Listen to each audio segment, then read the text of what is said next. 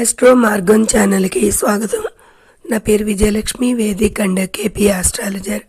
ఈ వీడియోలో 2026 సంవత్సరం ఫిబ్రవరి మాసంలో 8వ తేదీ నుండి 14వ తేదీ వరకు గోచార వార ఫలితాలు ద్వాదశ రాశుల వారికి చెప్పుకుందాము. ఇందులో ముఖ్యంగా మొదటిగా మేషరాశి గురించి ఈ వీడియోలో తెలుసుకుందాము. ఈ వారంలో చంద్రుడు తులారాశిలో మొదటి 8, 9, 10 రోజుల్లో చంద్రుడు తులారాశిలో ఉంటాడు.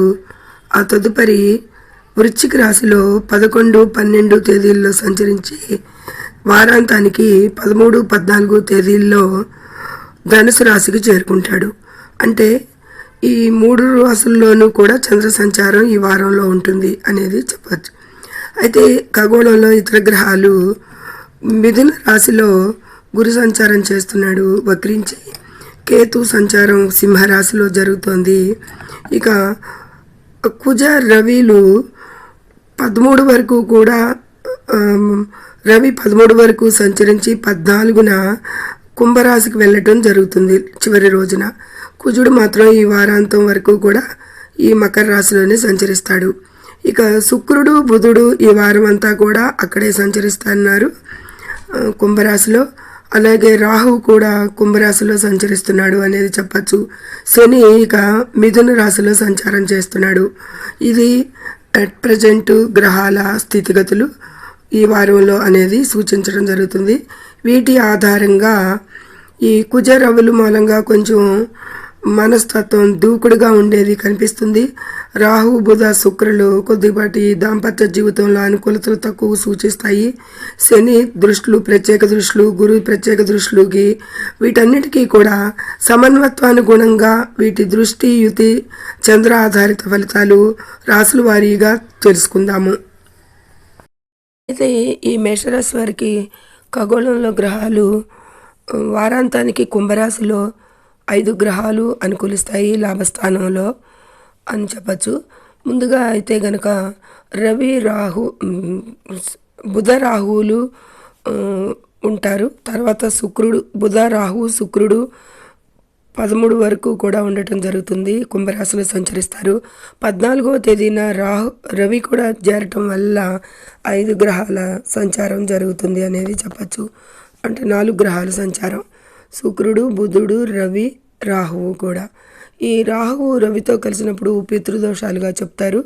ఈ విధమైన పితృదోషాలకి కొద్దిపాటి పూజలు, పునస్కారాలు ఏవైనా వారి జన్మ జాతకం నుండి చూడాల్సి ఉంటుంది. బుధ, రాహువుల వలన జనరల్గా చెప్పడం ఏంటంటే చెవి, చర్మానికి సంబంధించిన ఎనర్జీస్ అవకాశం ఉంటుందని, వారాంతంలో పితృదోషం కారణంగా వైవాహిక సంబంధాలకి అనుకూలం కాదు, కొద్దిపాటి విభేదాలకు అవకాశం. గురుదృష్టి కుంభరాశి మీద ఉన్నందున కొంచెం ఉపశమనం వారాంతానికి అయితే ఉంటుంది అనేది చెప్పచ్చు.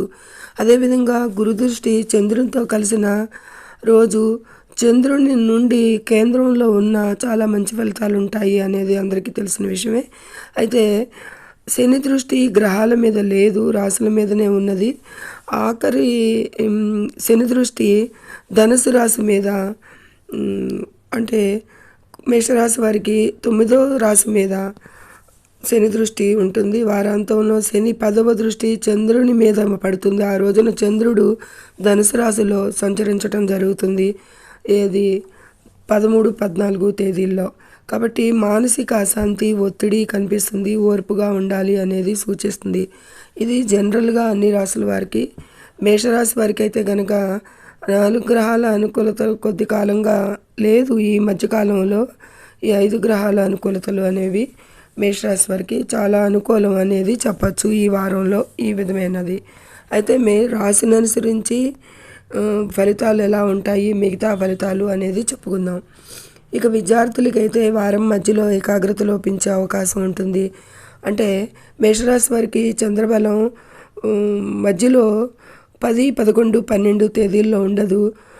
వారం ప్రారంభ 2 దినాలకి, వారం చివరి 2 దినాలకి కూడా చంద్రబలం ఉంటుంది అనేది సూచిస్తుంది. కాబట్టి విద్యార్థులకి వారం మధ్యలో ఏకాగ్రత లోపించే అవకాశం, ప్రణాళికాబద్ధకంగా కొద్దిపాటి ప్లాన్ చేసుకుని రోజు ఏ పోర్షన్ చదువుకోవాలి అనేది అలా ప్లాన్ చేసుకుని చదివితేనే పోటీ పరీక్షల్లో మంచి ఫలితాలు సాధిస్తారు అనేది సూచిస్తుంది.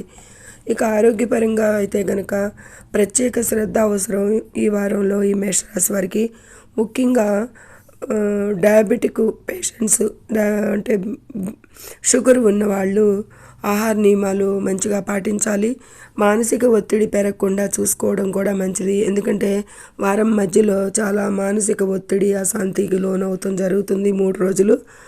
ముఖ్యంగా వారంలో 8వ తేదీ నుండి 14వ తేదీ వరకు కూడా కొంచెం మానసిక ఒత్తిడి అనేది అయితే ఈ వారంలో వారికి ఉంటుంది.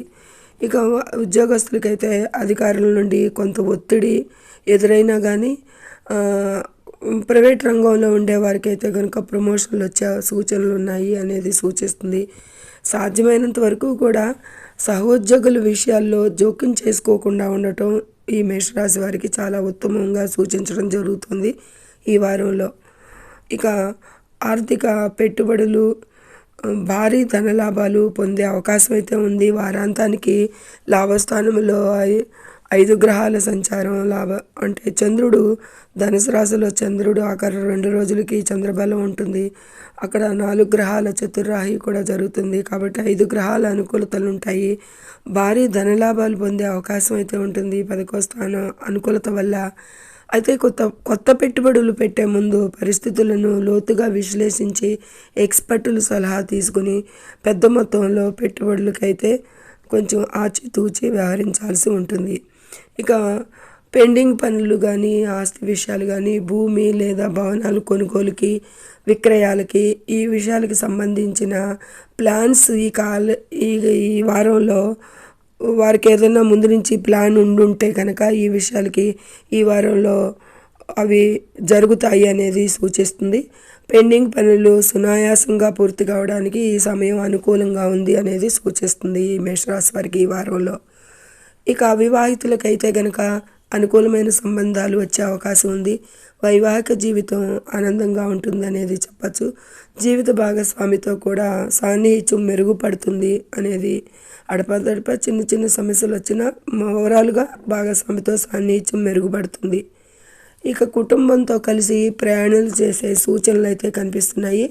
విదేశీ ప్రయత్నాలు లేదా దూర ప్రాంతాల నుండి కూడా వీరికి ఆహ్వానాలు అంటే అందవచ్చు. లేదా ఆ ప్రయత్నాలు విదేశీ ప్రయత్నాలకి అనుకూలం, దూర ప్రాంతాల ప్రయాణాలకి కూడా సూచిస్తున్నాయి అనేది ఈ గోచారంలో కనిపిస్తుంది. ఇక ఫిబ్రవరి 14న శని ప్రభావం వల్ల కొంత అప్రమత్తంగా ఉండాలి అనేది సూచిస్తుంది. చంద్రుడు 14వ తేదీన ధనుసు రాశిలో సంచరించటం జరుగుతుంది. ఆ రోజున శని 10వ దృష్టి ధనుసు రాశి మీద కూడా ఉంటుంది. కాబట్టి 14వ తేదీన చాలా అప్రమత్తంగా ఉండాలి. ఇది కుట్రలు లేదా చిన్నపాటి గండాలకి కూడా దారితీస్తుంది అనేది సూచిస్తుంది. కోర్టు వ్యవహారాల్లో కూడా చాలా సంయమనం పాటించాల్సిన అవసరం ఉంటుంది.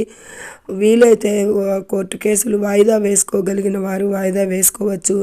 లేదా బెంచ్ మీదకి వచ్చి హీరింగ్ ఉన్న వాటిల్లో అయితే చాలా అప్రమత్తంగా వారి విషయాలని సంయమనంతో ముందుకు తీసుకెళ్లాల్సిన అవసరం ఉంటుంది. లేదంటే చాలా ప్రమాద సూచనలు ఉన్నాయి, అంటే వ్యతిరేక ఫలితాలు అవకాశం. కాబట్టి ఇక ఈ విధమైన కోర్టు కేసులకి ప్రమాద సూచనలు, ప్రయాణాల విషయాలు, సంబంధాల విషయాలు, వివాహ విషయాలు, ఆస్తి పెండింగ్ పనులు, ఆర్థికంగా చూస్తే ఏంటి, పెట్టుబడులు పెరిగే విషయాలకేంటి, ఉద్యోగస్తులకైతేనేమి, ఆరోగ్య విషయాలకైతేనేమి, విద్యార్థులకైతేనేమి, ఈ విధంగా అన్ని రంగాల గురించి కూడా చెప్పుకోవటం జరిగింది. దీంట్లో మిశ్రమ ఫలితాలు గోచరిస్తున్నాయి మొత్తానికి ఓవరాల్గా. ఈ వారంలో వీరికి అదృష్ట దినాలు అంటే కనుక బుధవారం, సోమవారం, మంగళవారాలు అదృష్ట దినాలుగా సూచిస్తుంది. ఈ చంద్ర సంచారం మూలంగా అనేది సూచించడం జరుగుతుంది. ఇక నిత్యం శివారాధన చేయడం మరియు మంగళవారం నాడు సుబ్రహ్మణ్యేశ్వర స్వామి దర్శనం చేసుకోవడం వల్ల సమస్యల నుండి రక్షణ లభిస్తుంది అనేది సూచిస్తుంది ఎక్కువగా. ఇది ఈ మేషరాశి వారికి ఈ వారంలో గ్రహానుకూలతలు మనం చెప్పుకున్నాము, సాధారణ పరిహారాలు చెప్పుకున్నాము. ఇక అనుకూలతలు అననుకూలతలు శుభాశుభ ఫలితాలు మిశ్రమంగా ఉంటాయి ఈ వారంలో ఈ మేషరాశి వారికి. వీటిని అనుకరిస్తారని ఆశిస్తూ, పాటిస్తారని గ్రహిస్తారని ఆశిస్తూ సర్వే జనో సుఖినో భవంతు. నచ్చితే లైక్ చేయండి, షేర్ చేయండి. మీకు ఏదన్నా డౌట్ ఉంటే కామెంట్ చేయండి. మామూలుగా ఎక్కువగా ఓం నమ శివాయ అనేది అన్నీ కామెంట్ రూపంలో తెలియజేయగలరు నచ్చితే గనక. మరి అలాగే లైక్ చేయగలరు, సబ్స్క్రైబ్ చేయగలరు. ధన్యవాదములు.